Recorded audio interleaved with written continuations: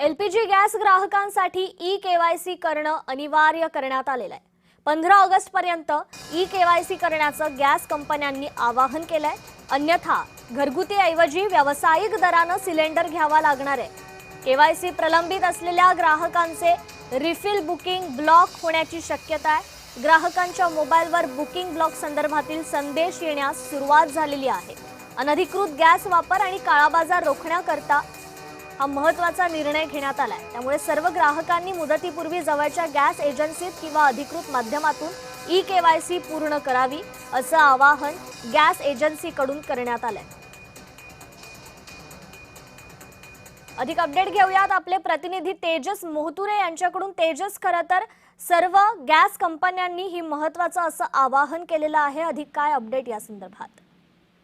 नक्कीच 15 ऑगस्ट पर्यंत ई-केवायसी पूर्ण करण्याचे आव्हान जे आहे ते गॅस कंपनीने केलेले आहे। ई-केवायसी न झाल्यास घरगुती गॅसऐवजी व्यावसायिक दरांना सिलेंडर घ्यावा लागू शकतो, अशा प्रकारची माहिती सुद्धा जी आहे त्यांनी दिलेली आहे।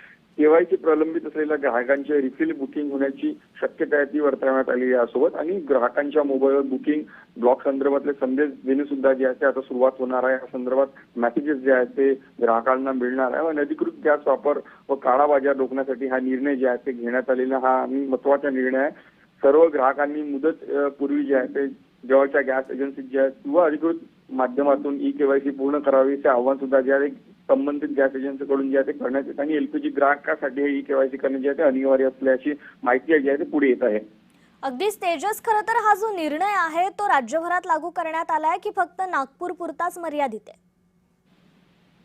नागपूर पुरताच हा सध्या घडीला मर्यादित आहे अशा प्रकारची माहिती जी आहे ती पुढे येत आहे। एकंदरीत बघितलं असेल तर जसं केवायसी गॅस एजन्सी रांगेत उभं राहण्याची गरज जी आहे ती भासणार नाही, आणि कुठेतरी मोबाईलवर ही संपूर्ण प्रक्रिया पूर्ण होणार आहे। त्यासाठी संबंधित गॅस कंपनीने ऍप डाउनलोड करावं असं सुद्धा आव्हान जे आहे ते करण्यात आलं, आणि त्यामुळे कुठेतरी ज्या पद्धतीने गॅस संदर्भात ज्या एजन्सी समोर गर्दी होत होती ती गर्दी होऊ नये त्यासाठी हा निर्णय जे आहे ते गॅस एजन्सीने घेतल्याचे समजत आहे।